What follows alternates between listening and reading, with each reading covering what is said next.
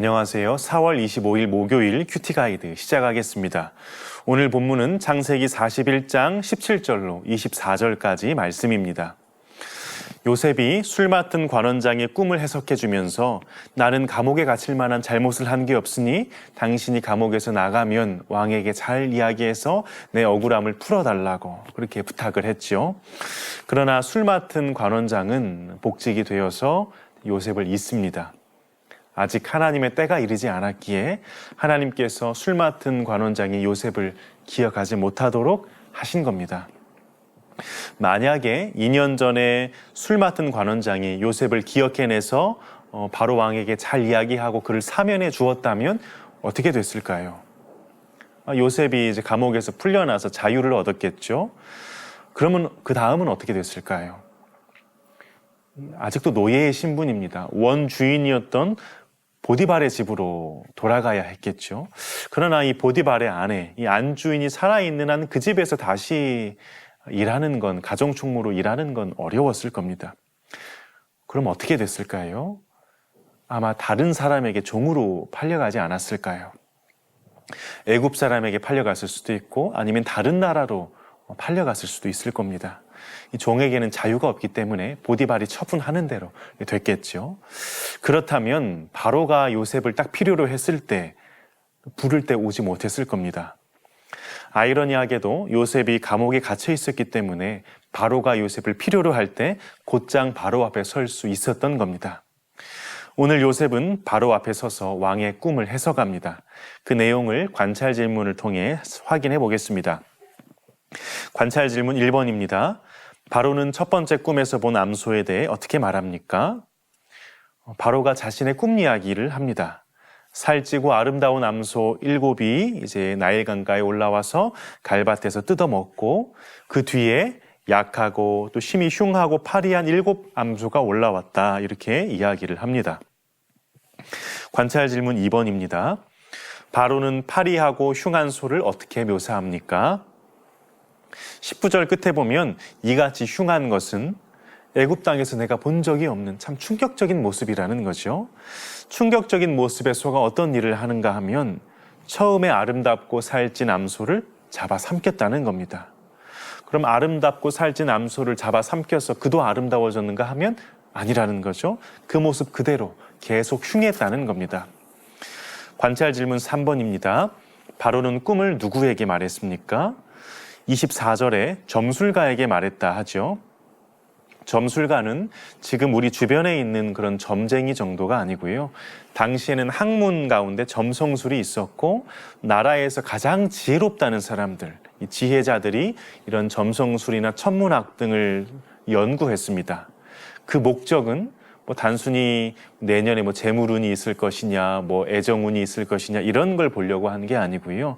어떤 천체 현상이나 자연의 현상들을 관측해서 인간의 운명, 나아가서는 이 나라의 운명과 장래를 예측하도록 하는 방법입니다. 그래서 이러한 일들은 하늘에서 일어나는 일들과 땅에서 일어나는 일이 서로 영향을 준다, 연결되어 있다 이런 믿음에서 시작된 것입니다. 바로는 당연히 당대의 지혜자들에게 이 꿈을 물었습니다. 해몽해달라고요. 이걸 꿈을 통해서 이건 분명히 어떤 개인적인 사사로운 일이 아니고 또 나라에 관련된 일인 것 같은데 나라의 방향과 관련되어 있을 것 같은데 무슨 뜻인지 물은 거죠. 그러나 아무도 시원한 대답을 내놓는 이가 없었습니다. 연구와 묵상 4번입니다. 신으로 추앙받는 바로가 꿈에 대해 두려워하는 모습은 바로가 어떤 존재임을 보여주는지 묵상해 봅시다.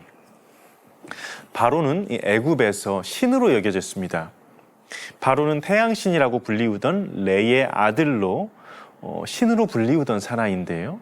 근데 그런 참 자칭 신으로 추앙받는 이가 꿈 하나 해석할 능력이 없어서 히브리인 노예를 감옥에서 데려다가 이걸 말하고 있는 게 참 아이러니한 상황이죠. 그래서 바로가 처음에 보면 요셉을 좀 못 믿어합니다. 그러나 요셉의 해몽과 또 앞으로 해야 될 일들에 대한 제안을 듣는 순간 바로의 모든 편견과 선입견이 사라지고 요셉을 대하는 그의 태도가 완전히 달라지게 되죠. 인간은 참으로 유한하고 연약한 존재입니다. 이 한계가 아주 분명한 존재입니다. 그런데 스스로 이렇게 신으로 여긴다면 이건 자신을 속이는 일입니다. 인간은 스스로는 죄의 문제를 해결할 수도 없고 구원자가 필요한, 구원이 필요한 존재입니다. 그것을 알고 인정하는 데서부터 우리의 신앙이, 또 인간이 어떤 삶의 방향이 바르게 설정될 수 있습니다. 마지막 적용 5번입니다. 어찌할 수 없는 일에 나는 어떻게 반응합니까? 전능하신 하나님께 내가 처한 상황을 아뢰고 기도합시다.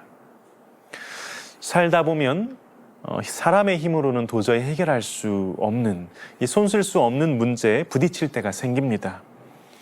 그때에도 우리를 도와줄 수 있는 게 있을까요? 이 사람의 도움은, 나의 도움은 궁극적으로 천지를 지으신 여호와에게서 옵니다. 나는 도움이 필요한 존재라는 것, 도움이 필요한 일을 만나면 하나님 앞에 꺼내놓고 아뢰을 때 그분이 들으시고 응답해 주신다는 걸 인정해야 합니다. 사람의 끝은 하나님의 시작이라 하였습니다. 그 자리에 하나님이 임하실 겁니다. 하나님은 부족의 자리에 역사하셔서 완전으로 나아가게 하십니다. 하나님께서 당신의 살아계심을 보이시려고 우리 삶 안에 결핍과 고난과 문제를 때로 허락하십니다. 그러나 피할 길도 주시고 견딜 수 있게 하시며 나아가 자신의 백성을 연단하시고 성숙하게 하셔서 정금과 같이 나아가도록 결국에는 유익이 되게 하실 겁니다. 하나님을 믿는 자에게는 그 어떤 것도 파멸이 아닌, 죽음이 아닌 합력해서 선을 이루게 하십니다. 오늘 하루 도움이 필요한 일을 만나실 때, 내 힘으로는 어떻게 할 수 없는 일을 만나신다면 눈을 들어 하늘을 바라보시고 하늘을 향해 기도하고 도움을 구하시는, 믿음을 요하시는 하나님의 부름 앞에서 믿음으로 반응하며 눈을 들 수 있는 저와 여러분 되시기를 바라고, 그때마다 아버지 되신 주님께서 하늘로부터 도우시고 공급하시며 영원토록 그 출입을 지키시는 은혜를 경험하는 오늘 복된 날이 되시기를 주님의 이름으로 축복합니다.